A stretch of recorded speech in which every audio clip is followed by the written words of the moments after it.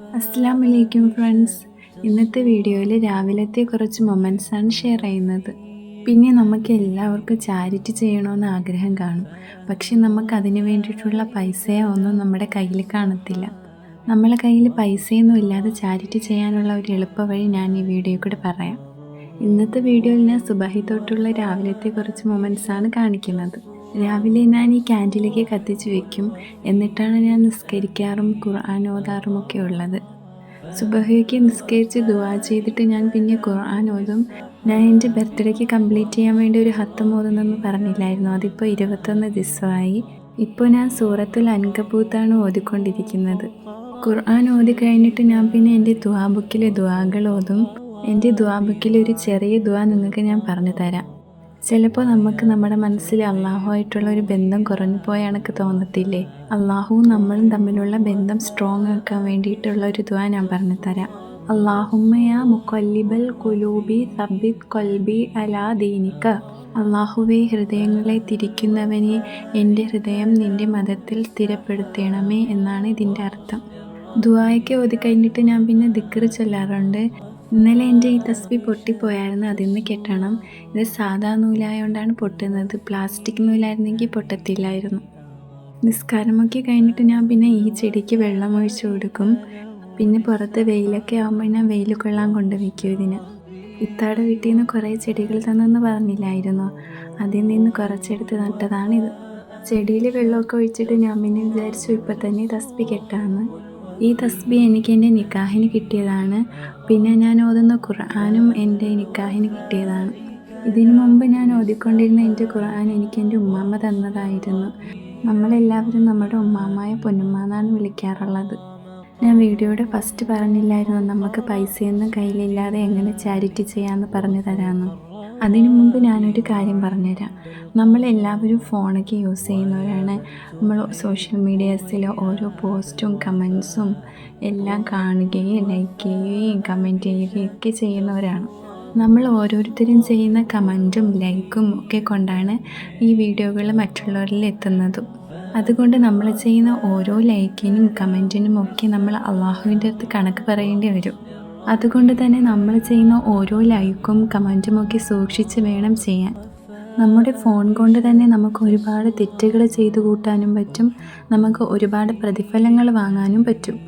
പൈസയൊന്നുമില്ലാതെ charity ചെയ്യാമെന്ന് ഞാൻ പറഞ്ഞല്ലോ, അതും ഈ ഫോൺ കൊണ്ട് തന്നെയാണ്. നമ്മളെല്ലാവരും ഇൻസ്റ്റയും യൂട്യൂബും ഒക്കെ യൂസ് ചെയ്യുന്നവരായിരിക്കും. നമുക്ക് എല്ലാവർക്കും ഇപ്പോൾ പലസ്തീനിയൻസിൻ്റെ അവസ്ഥ അറിയാം. അവർക്ക് ആകെയുള്ള ഒരു വരുമാനം എന്ന് പറയുന്നത് സോഷ്യൽ മീഡിയസിൽ കൂടി കിട്ടുന്നതാണ്. അപ്പോൾ അവരുടെ വീഡിയോയോ പോസ്റ്റോ ഒക്കെ നമ്മൾ കാണുമ്പോൾ ലൈക്കും കമൻറ്റും ഒക്കെ ചെയ്യണം. അതുവഴി നമ്മൾ കാരണം അവർക്ക് പൈസ കിട്ടും. അപ്പോൾ അതൊരു തരത്തിലുള്ള ചാരിറ്റിയാണ്. നമ്മൾ ഓരോ വീഡിയോയിൽ ലൈക്കും കമൻറ്റൊക്കെ ചെയ്യുമ്പോഴത്തേക്കും നമുക്ക് ആ വീഡിയോ തന്നെ ഫീഡിൽ പിന്നും പിന്നും വരും. മേ ബി ചിലർക്കത് മടുപ്പ് വരും. പിന്നെ അവർ പലസ്തീനിയൻസിൻ്റെ വീഡിയോ കാണുമ്പോൾ ലൈക്കും കമൻറ്റും ഒന്നും ചെയ്യാതിരിക്കും. അപ്പോൾ നമ്മളൊരു കാര്യം മനസ്സിലോർക്കണം. നമ്മൾ കിയാമത്ത് നാളിനെ കുറിച്ച് ഓർക്കണം.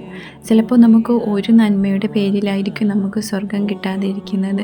പലസ്തീനിയൻസ് ഇപ്പോൾ നമ്മളടുത്ത് സഹായം ചോദിക്കുന്നത് പോലെ അന്ന് നമ്മൾ അവരുടെ അടുത്ത് സഹായം ചോദിക്കും. പലസ്തീനിയൻസിൻ്റെ ഓരോ വീഡിയോ കാണുമ്പോഴും നമ്മൾ ആലോചിക്കണം, അള്ളാഹു നമുക്ക് അവസരം തരികയാണ് നന്മ ചെയ്യാൻ വേണ്ടിയിട്ടുള്ള.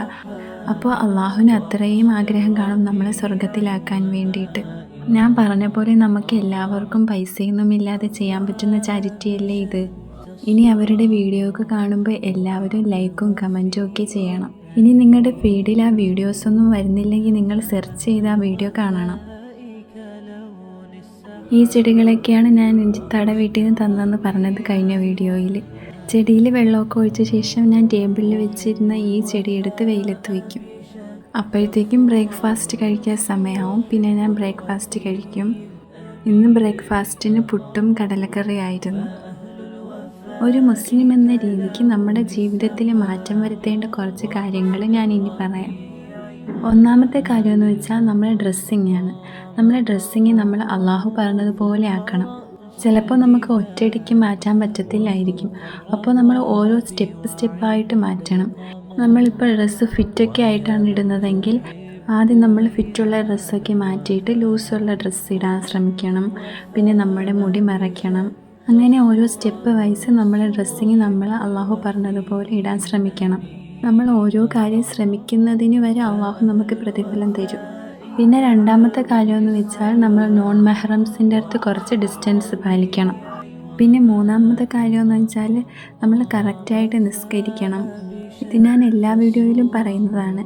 നിസ്കാരമാണ് ഒരു ബേസ്. നാലാമത്തത് ചാരിറ്റി ചെയ്യണം. നമ്മളെ കയ്യിൽ എത്ര പൈസ ഉണ്ടോ, നമ്മൾ എത്ര കൊടുക്കുന്നു എന്നതിലല്ല, നമ്മൾ കൊടുക്കാൻ കാണിക്കുന്ന മനസ്സിനെയാണ് അള്ളാഹു നോക്കുന്നത്. ഇപ്പോൾ നമ്മൾ കോളേജിൽ പോകാൻ നിൽക്കുമ്പോഴോ വർക്കിന് പോകാൻ നിൽക്കുമ്പോഴൊക്കെ ഏതെങ്കിലും അമ്മൂമ്മമാരോ അപ്പൂപ്പന്മാരോ നമ്മളടുത്ത് വന്ന് നമ്മൾ 1 രൂപയോ 2 രൂപയോ കൊടുക്കുന്നു. അതും ഒരു ചാരിറ്റിയാണ്. ഇതിനും നമുക്ക് അള്ളാഹുവിൻ്റെ നിന്ന് ഒരുപാട് പ്രതിഫലം കിട്ടും. പിന്നെ അഞ്ചാമത്തെ കാര്യമെന്ന് വെച്ചാൽ നമ്മളെന്നും ഖുർആൻ ഓതണം. ഒരു ആയത്തെങ്കിലും ഒരു ദിവസം നമ്മൾ ഓതണം. ഈ കാര്യവും ഞാൻ എല്ലാ വീഡിയോയിലും പറയാറുള്ളതാണ്. പിന്നെ ആറാമത്തെ കാര്യം നമ്മുടെ ഫ്രണ്ട്സാണ്. നമ്മുടെ ഫ്രണ്ട്സിനെ തിരഞ്ഞെടുക്കുന്നത് നമ്മൾ സൂക്ഷിച്ച് വേണം. തെറ്റായ വഴിയിലൊക്കെ പോകുന്ന ഫ്രണ്ട്സൊക്കെ നമുക്ക് കാണും.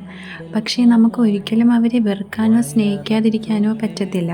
നമ്മൾ ശ്രദ്ധിക്കേണ്ടത് അവരുടെ തെറ്റുകൾ നമ്മൾ ഒരിക്കലും നമ്മുടെ സ്വഭാവത്തിലേക്ക് കൊണ്ടുവരരുത്.